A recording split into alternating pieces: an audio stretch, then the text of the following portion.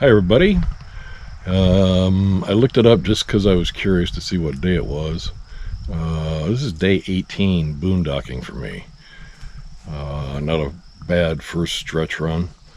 I bet you guys are probably wondering, how has he been able to stay out there 18 days with no power, place to put trashy stuff, water.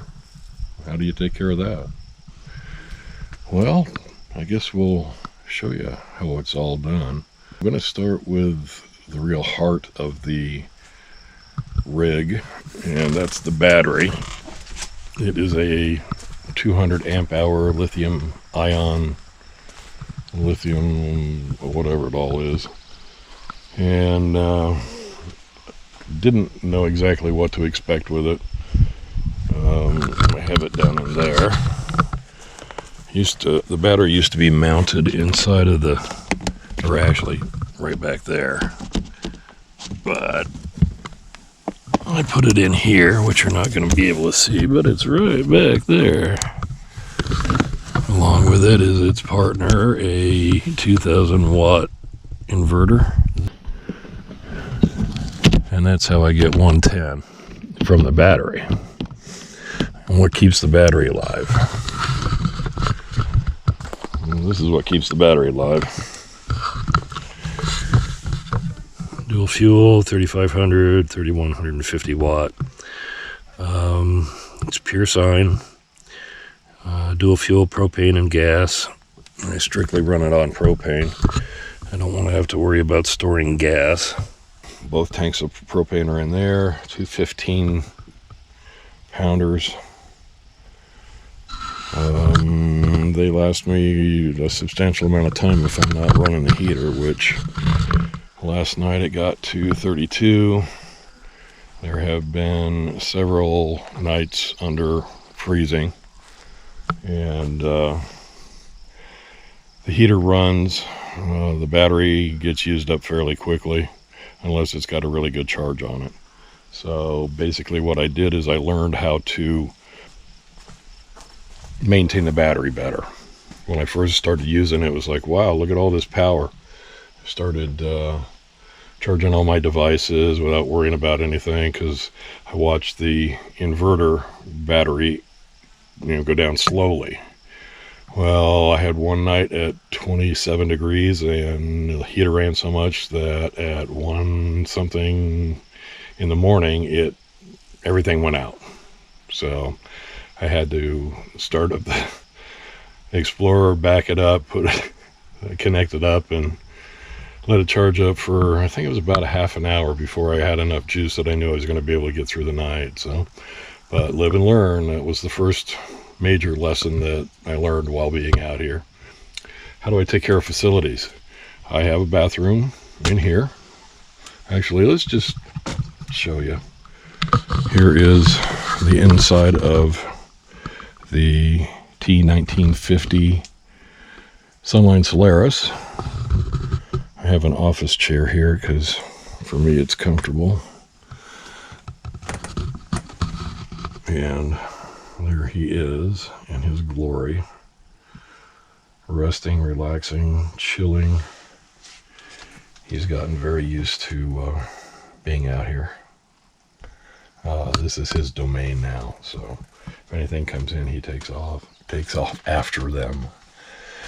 Storage up here. This is a dog treat area, informational books, miscellaneous stuff, mostly dog. And yes, here are the Christmas decorations from Grandma Reed. She made these, and they will forever be in this camper right there. And I've got some books and my Bible over here on the side. Easy access. I have, I don't know if you want to call that storage, but it is what it is. There's some more of it down there, some more of it over here. There's some doggies. Lucy. Where's Dakota and Hunter? Hunter made it 18.5 years. Not super unusual for a little dog, but this cabinet has dishes, some foodstuffs, and the important things, snacks and treats. Here's Grandpa's net. I'm pretty sure he made this. And it also will just forever be right there because it works. It looks good. This cabinet has foodstuffs.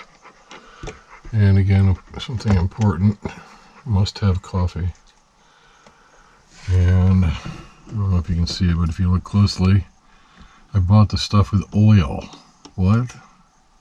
I don't like it with oil. So if anybody wants 3 cans of tuna, write me and I'll send them to you. And just outside of the cabinet I just showed you, this is one of Dad's paintings. He was pretty good. I'm looking for this somewhere in the United States. I know I'm not going to find it on the East Coast, but there's got to be something that looks very similar to this somewhere out west. Next to that is the microwave that does not get used when you're boondocking at all.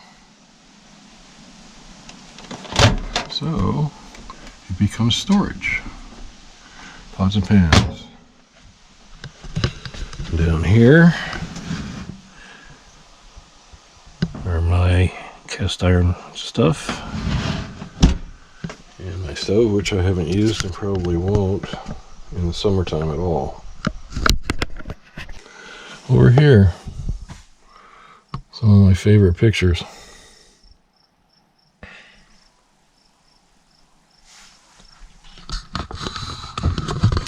Look, darling.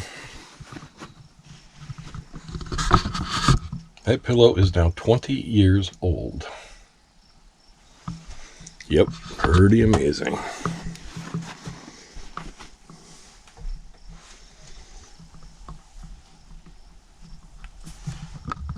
I hope this comes out. It's probably going to be too dark, but we'll see.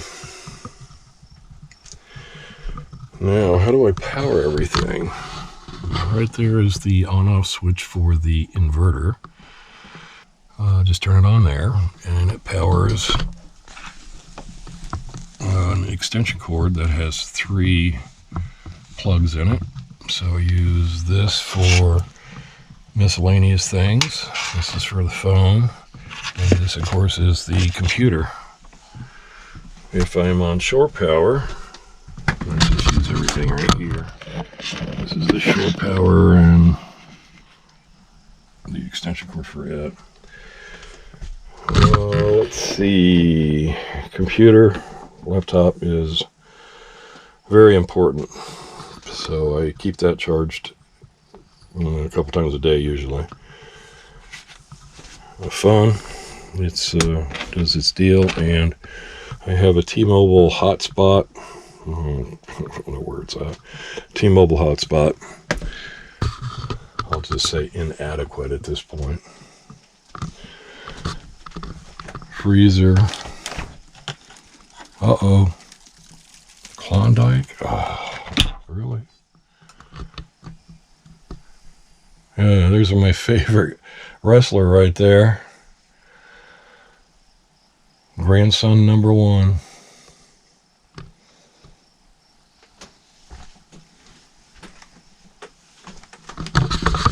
My wardrobe, all of my clothes are right here. And I was real smart, knowing that it was going to be cold. I brought a lot of long sleeve shirts, some short sleeve dress shirts. These are long sleeve t-shirts. But mostly everything was long sleeve, including 2 sweatshirts and my jacket. Well, it is cold in the morning here, and it is cold after dark, but First thing I did when I ran to the store was get a package of short sleeve t-shirts. Bathroom. It's much like storage. Actually, I just hang my clothes in here. I take showers outside just because it doesn't run water into the gray tank like it would with this. And I don't need to do it that way. There is an outside shower that we'll show you. Storage areas.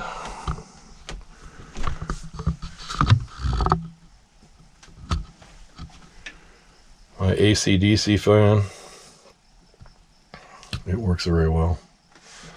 And all of this stuff is basically when I'm on shore power.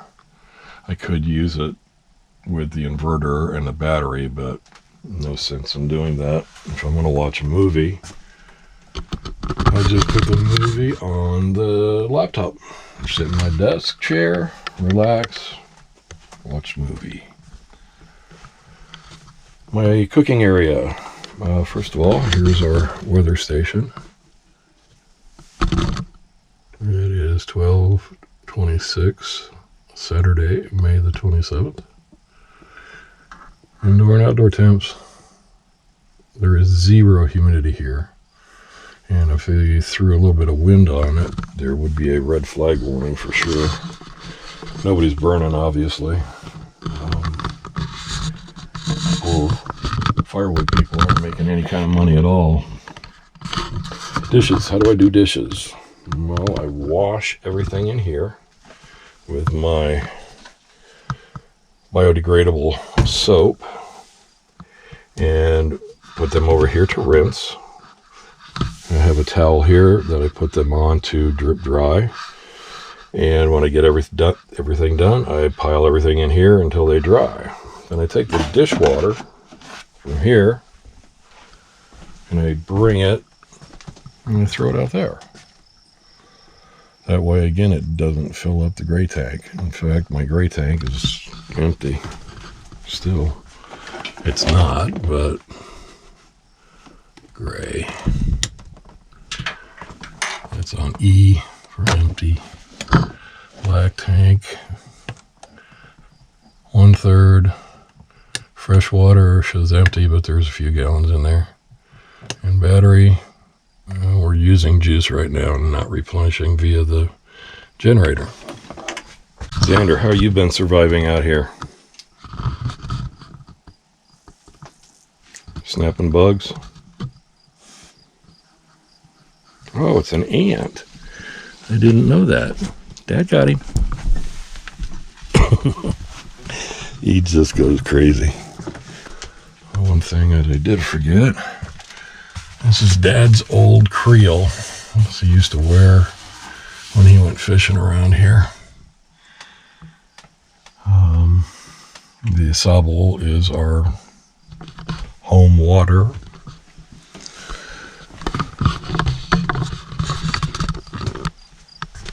It's an amazing water. Anything else out here that I should show you? Oh, water. What do I do with water? How do I acquire water? Well, after a few stops at various places around here and being told that there was no way that they would be able to accommodate any kind of water request, I went to the township of Levels and I got to meet the township supervisor, Mr. Newman. He is a very nice guy. He told me that if I needed water, they are open Tuesday, Wednesday, and Thursday, and to come and he will provide the key so I can turn the water on and fill up. There is also a rustic campground fairly close by that I could run to, and they have a water pump, hand pump. And I've gone a couple times there. Bring the water back to the camper. This is a 5-gallon that I use to filter everything, and I filter, and as I use it I just continue to filter until it's gone, which is gone now. So this also is finished. This is what I use to put inside of the water tank inside the camper. Okay, this is the outside shower.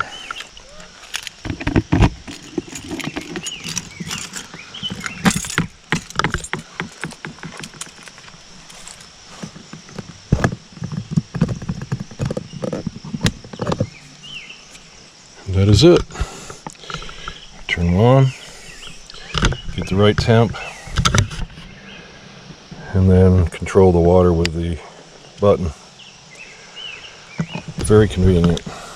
Keeps the gray tank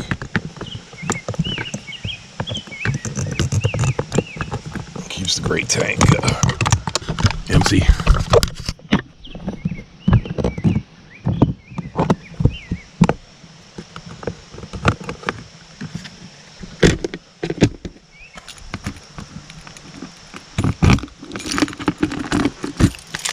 Okay, that's it. Alright, so I found out what was wrong with the converter, at least part of the problem. And now I can actually charge directly from the generator into the camper. And basically what that allows is for me to do whatever I want inside the camper. Because I have power to everything. And it's charging the battery at a faster rate than the battery charger that I got does. The battery charger that I got will charge up to, what was it? I think 13.4, 13.5, something like that. But it took 7-8 hours to get there. So that's a lot of propane. This way, we'll do the same charging effect in about 2 hours. Well, between 1 and 2 hours. So, enjoying that.